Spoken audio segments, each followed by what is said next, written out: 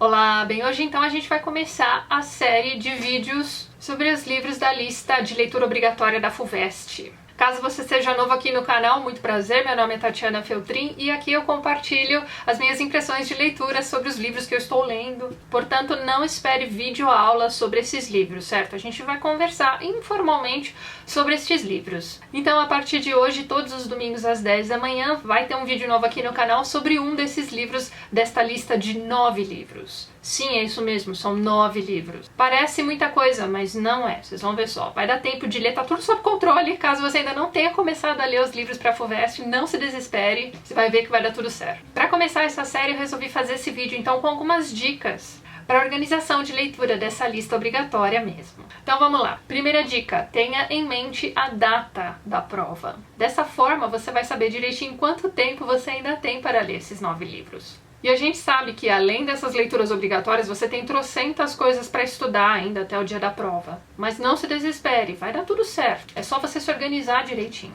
Dica número 2, saiba quais livros estão nessa lista de leitura obrigatória. Eu vou dizer quais são então esses 9 livros e a capinha vai aparecer aqui do lado, mas tenha em mente que essas imagens que vão aparecer aqui do lado são meramente ilustrativas. Existem trocentas edições diferentes desses livros com capas diferentes, certo? Mas vamos lá então, eis a lista. Viagens da Minha Terra, do Almeida Garrett, Tio, do José de Alencar, Memórias de um Sargento de Milícias, do Manuel Antônio de Almeida, Memórias Póstumas de Brás Cubas, de Machado de Assis, O Cortiço, do Luiz Azevedo, A Cidade e as Serras, do Eça de Queiroz, Vidas Secas, do Graciliano Ramos, Capitães da Areia, do Jorge Amado e Sentimento do Mundo, do Carlos Drummond de Andrade. Bastante coisa, né? Enfim. Dica número 3, separe os livros que você já tem em casa. Caso você tenha irmãos mais velhos, provavelmente eles já tiveram que ler em algum momento esses livros, ou para a escola, ou para estudar para o vestibular mesmo. Talvez os seus pais tenham alguns desses livros perdidos na biblioteca deles também. E o bacana de você ter em casa alguns desses livros que já foram lidos por outros membros da sua família é que você pode conversar com eles sobre os livros, ver o que eles acharam, enfim. Dica número 4, deixe os livros que você já leu na escola em algum momento para depois. Pode ser que alguns de vocês já tenham precisado ler o Memórias Póstumas de Brás Cubas, por exemplo, para a escola em algum momento, e ele está agora na lista do vestibular. Vamos supor que você não tenha uma memória excelente, não se lembre de detalhes do livro, enfim. Aceite que você vai precisar reler esses livros. Mas deixe eles para o final. Dê prioridade àqueles livros que você nunca ouviu falar na vida e que estão na lista. Dica número 5, escolha edições confortáveis. Como eu disse para você, a maioria desses livros já está no domínio público, o que quer dizer que diversas editoras podem editá-lo e enfim. Você vai encontrar no mercado diversas edições de cada um desses livros. Quando eu digo que você deve procurar uma edição mais confortável, é porque eu estou falando por experiência própria. Na minha época, eu li vários dos livros que estavam na lista para o vestibular dessa edição de capinha preta que vai aparecer aqui no quadro. Talvez vocês tenham algum desses livros perdidos em casa, vocês mesmos podem dar uma olhadinha, vocês vão ver que a letra é toda miudinha, e você lê e parece que a leitura não rende, porque os livros são super fininhos, mas a letra é super miudinha e, enfim, não é confortável para ler. E quem usa óculos, quem tem algum tipo de, sei lá, miopia, astigmatismo, vai sofrer com esse tipo de edição. Eu li recentemente, logo vai ter vídeo aqui no canal, o Memórias Póstumas de Brás Cubas, nessa edição super bonitinha, da Penguin Companhia das Letras, e dá só uma olhada na edição, gente. Tem alguns capítulos que são minúsculos. E eu me lembro de ter lido esse livro na época da escola, numa dessas edições de capa pretinha, e eu sofri pra caramba pra ler Memórias Póstumas. E agora, a releitura foi super sossegada. Essa outra edição em capa branca, vocês vão ver aqui algumas capinhas, já é um pouco mais confortável. A letra é um pouco maior, a divisão de capítulos é um pouco melhorzinha. Mas essas eram as opções que eu tinha na minha época. Hoje em dia você tem várias outras edições, eu acho que vale a pena passar um tempinho na livraria escolhendo a melhor, caso você resolva comprar esses livros. Como são livros consagrados, você dificilmente não vai encontrar esses livros na biblioteca pública mais próxima de casa ou na biblioteca da sua escola. E você pode fazer a mesma checagem, você pode pegar diversas edições lá do Memórias de um Sargento de Milícias e ver qual é aquela que é mais confortável para você ler. Agora, caso você goste de fazer anotações nos livros, grifar, passar caneta, marca-texto e tudo mais, não vai adiantar você pegar esses livros na biblioteca.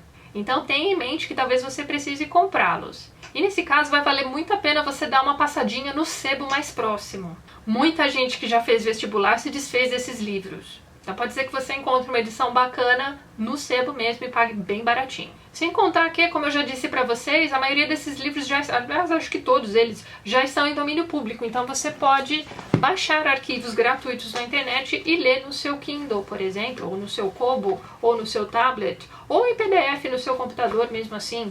Enfim, vai do gosto de cada um. Eu, por exemplo, gosto de ter o livro em mãos, de rabiscar, fazer as minhas anotações. Pra mim, leitura de vestibular não vai dar muito certo em Kindle, mas pode ser que pra você super funcione. Dica número 6, conte quanto tempo você tem até o dia da prova.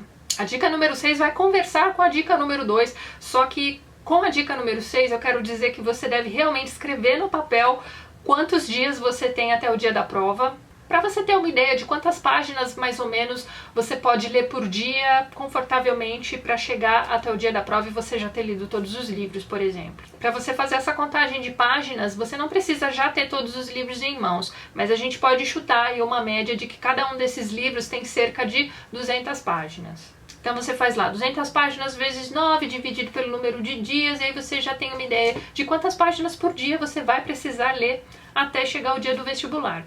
E lembra que isso é uma ideia, de repente essa divisão por números de páginas não vai dar certo para alguns de vocês. Então vocês podem pensar, por exemplo, quantas semanas você pode se dedicar para cada um desses livros. Lembrando que tem livro de poesia aí no meio, se eu não me engano esse do Drummond é de poesias. Enfim, você mesmo pode esquematizar suas leituras da melhor forma possível, dentro do tempo que você ainda tem. Eu particularmente gosto bastante dessa ideia de meta de leitura diária, porque eu acho que você consegue diluir o livro ao longo desse tempo, e a gente sabe que vocês têm escola, têm o cursinho, têm que estudar coisas específicas para o vestibular, mas diluir os livros em números de páginas aí até o dia do vestibular talvez seja uma boa ideia para que a leitura não pese tanto. Dica número 7, contextualize os textos.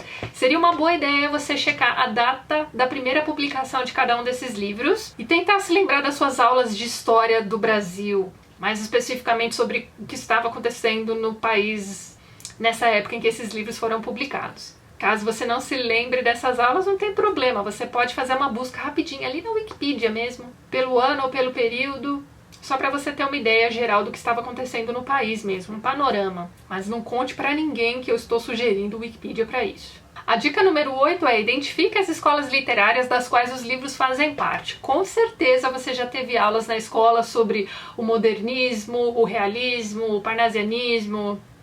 Seria bom você ter em mãos, durante a leitura desses livros, uma tabelinha com todas essas escolas literárias e as suas principais características. Provavelmente no seu livro de literatura da escola você deve ter um esquema muito bacana, ou na sua apostila do cursinho, com certeza você deve ter um esqueminha desse por aí. Caso você não tenha, você pode sempre dar uma olhada no Google, com certeza você vai encontrar algum esquema já pronto, ou você mesmo pode montar o seu esqueminha, com o nome da escola, o período e as principais características, as principais obras talvez. Assim, quando alguém te disser que o Memórias Póstumas de Brás Cubas iniciou o realismo no Brasil, você vai entender do que a pessoa está falando, você vai poder dar uma olhadinha ali, checar quais são as principais características do realismo e lembrar que essas características vão aparecer de alguma forma no livro. Dica número 9, leia as introduções dos livros. Todas essas edições de livros para o vestibular trazem muitas informações bacanas que vão fazer diferença para que você compreenda a leitura do livro que está por vir.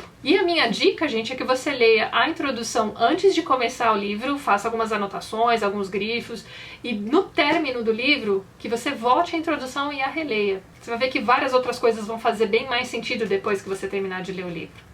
Dica número 10, participe ativamente das aulas da escola sobre esses livros, ou do cursinho. Caso você já tenha lido o livro antes das aulas, opine, faça perguntas, tire dúvidas. Agora, caso você não tenha lido o livro ainda quando você assistir a aula, faça suas anotações e assim que você terminar de ler o livro, releia as anotações. Dica número 11, assista aos filmes apenas depois de ter lido os livros. Dessa forma você vai conseguir identificar a história contada, a narrativa, os personagens de acordo com a leitura que você fez previamente. Vai poder traçar paralelos, vai poder fazer comentários do tipo, mas aquilo que estava no livro não está sendo mostrado no filme, ou eu não tinha imaginado daquele jeito, enfim, exatamente o que a gente faz com filmes e livros da moda.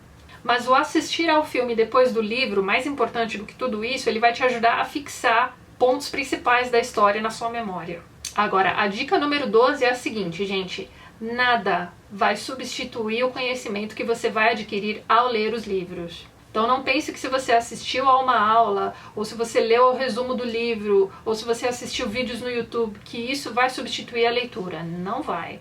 São apenas assim alguns complementos, tá? Que podem te ajudar assim a fixar algumas ideias, mas não vão substituir a leitura do livro. E a dica final, número 13, é uma dica que vai então englobar meio que tudo isso que eu venho falando para vocês nos últimos minutos, que é: organize-se. Tente ler todos os livros e comece assim o quanto antes. E você vai ver que vai dar tempo. E lembre-se que esses pontos que você vai conseguir na prova, por causa da leitura desses livros, serão valiosos e vão te ajudar pra caramba.